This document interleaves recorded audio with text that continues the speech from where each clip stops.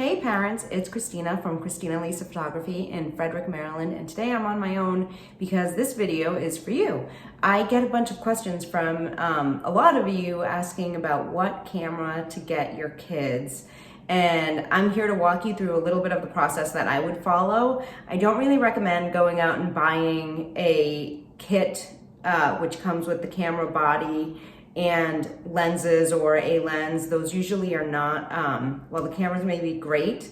You're also paying for the lenses, and those are not the best lenses. They're just mechanically, they're not built, I guess, with the quality materials that you get if you're buying a lens separately. So the focus tends to be not as sharp or accurate. Your optics, just the glass itself, the way it works, sometimes you get some funny things happening with different colors sort of popping out. It's called chromatic aberration, and it can happen on any lens, but really it's sort of exaggerated in those lenses where you get maybe like a halo of green or magenta around your subject. The aperture is not as good, and aperture is really important, especially if you're learning and having to use your camera inside. You want it to be able to go really wide, and there are some great lenses out there that you can get a fixed focal length that at 1.8 aperture is going to get a whole lot more light into your camera than something that only goes down to 4 or something like that. So I'm going to walk you through a couple of steps that I would take in some of the websites I use. I actually recommend, especially if you're starting with a younger child, to get a used DSLR and then spend money on the lens, because cameras are super capable. My daughter uses the camera I got maybe 12 years ago, and it's still, with the right lens on it, it takes awesome pictures. So she can do a really good job with it, and I take it on our family trips and stuff because I don't want to take my really expensive camera on a trip. So we still use that camera a lot. It's just what matters is the lens on it. And that used to frustrate me a lot when I was learning, because I didn't know that the lens made such a big difference. But if your kids are really serious about learning, I think that's a great way to begin. Start with a really good lens versus what your camera is. But I'm going to show you some tips and websites that I use to look for things like that. So give me one sec. I'll hop over to my computer and we'll get to it. All right? Okay, so I'm set up here with the first website I recommend looking at. It is keh.com or keh.com. KH Camera. They buy and sell used cameras and gear. I have sold to them before, and I have bought from them before. What I like about them is they are really strict in as far as what they will accept. They do accept things that are, beat up, and they sell them as bargain items, which are maybe more something you would use kind of like for parts, like if you go to the junkyard and buy parts for your car. That's sort of what their bargain description is. But otherwise, they're just standards as far as what they will sell that is usable are very high. I am going to go to shop DSLR cameras, and I am going to particularly look for Nikon because it's what I know, because I have used it basically since I started photography. So it's just, once I started with it, I stuck with it. So Nikon, apply filters, and you'll see some of these prices look intimidating. A lot of professionals sell their gear on these sites. So, a lot of these are professional cameras, which you do not use. I'm going to see if I can I filter by price? There we go. So we probably don't want to go quite this low in range, but let's look. Like, some of these are, this is my favorite. This is actually what my daughter uses, the Nikon D90, and that's an awesome price for the camera that it is. It's just a very, very capable camera, and I think it's a good one to learn on. Some of these are maybe more modern, the D5000 and D3100. I'm not sure when those came out, but I mean, excellent. So the rating of the equipment is at 80 to 89% of its original condition. When I have bought things that are excellent or excellent plus from KH.com, they look like they're brand new. You would not be able to know that they were used items. So let's see. Actually, this might be a good one. So where'd the D90 go? The D90 is what I mean, I would recommend it. These are just very difficult to find. This is what I tell people, that it was a great camera back in its day, and it's still, with the right lens on it, it's a great camera. So 156 or 149 for excellent or excellent plus. So this is 90 to 96% of original condition. This is 80 to 89%, which are both going to be, you know, basically brand new. So what I like to do in this situation is go to something called snapsort.com. And this will work if you're just not sure what camera to buy or what is what about each one. So I clicked on compare. So I'm going to do Nikon D90 versus Nikon, what was that one? We just looked at a 3100, I think. Well, there's D5000, D3100. They kind of have a lot on there today. There's not always a ton. So this says, in comparison, it would recommend the D90. See, it has a score of 100 and a score of 79 for the D3100. And it will give you the reasons why it's choosing one over the other. And then if you go into those details, it gives you, you know, pretty detailed information about a whole lot of specs that maybe you didn't necessarily think of you would need to know. But sometimes even things like the D3100 being thinner, 2.9 inches versus 3 inches, that's not a big difference and probably not worth it for the difference in score. But with a kid's hand, you may want to think about how large the camera is or how heavy it is. I just went into specifications, and it lists them both, D3100 and D90. Tells you kind of the price range. So that's actually what we found on KH.com was really great. Let's see, the megapixels, your ISO sensitivity, that's going to make a big difference in the light. This actually seems to have greater light sensitivity, which is good, but if it doesn't handle it well, it doesn't really make sense. Let's see. So where are some other big differences? So this is some stuff I was thinking of. The weight, the size, stuff like that you may want to look at for a child, just because size of hands and how much they can hold over time might make a difference for them, depending how old they are. I mean, if my daughter got my D90 when she was about 8, and she is not a big boned person or anything. She's pretty petite and tiny, so she's able to handle it. It does get heavy for her if we're out at a park or something like that, and she's been walking around with it for a while, but that's fine. I'll usually just carry it for her and give it back to her when she needs it.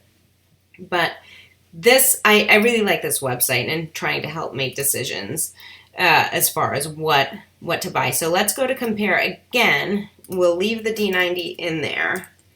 And then what was the other one? D5000.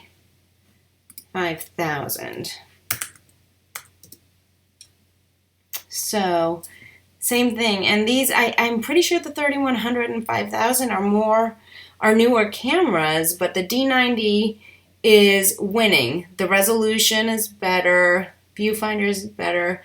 Barely any delay in taking photos, so that means this camera is going to be kind of slow, and sometimes that's frustrating if you want to catch something really quick.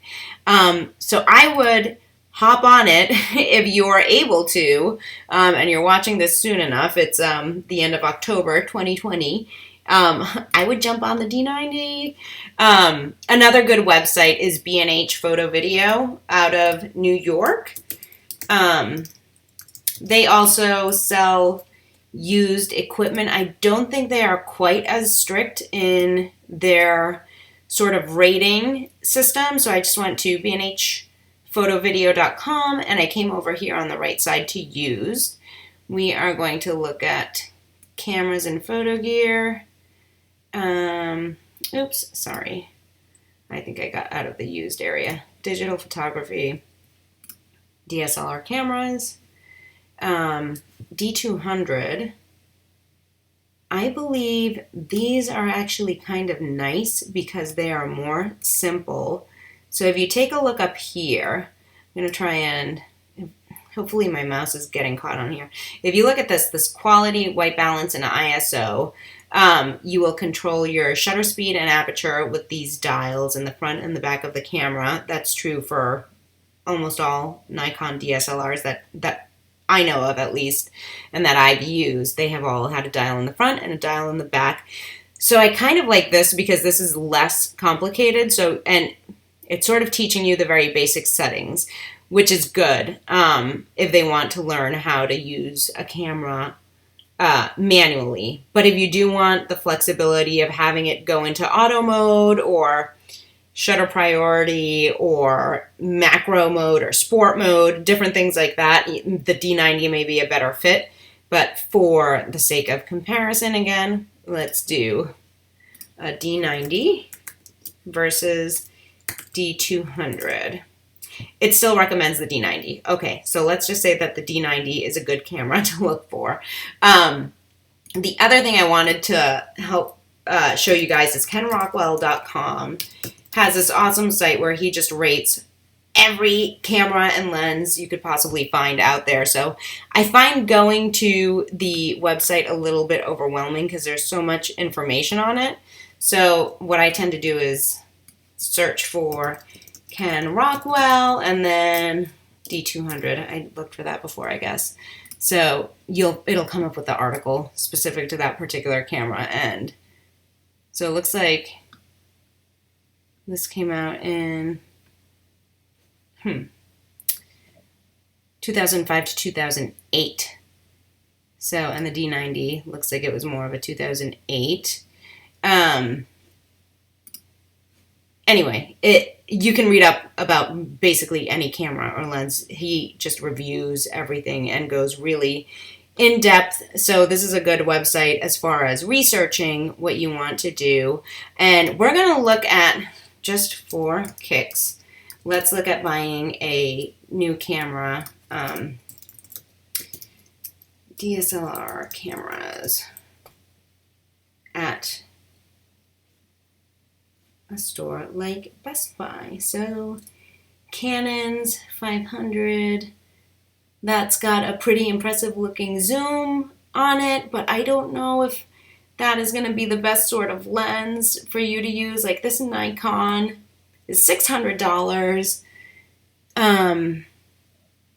So $600, this lens, I'm guessing the aperture on the lens, you can usually tell. So right here, 3.5 to 5.6.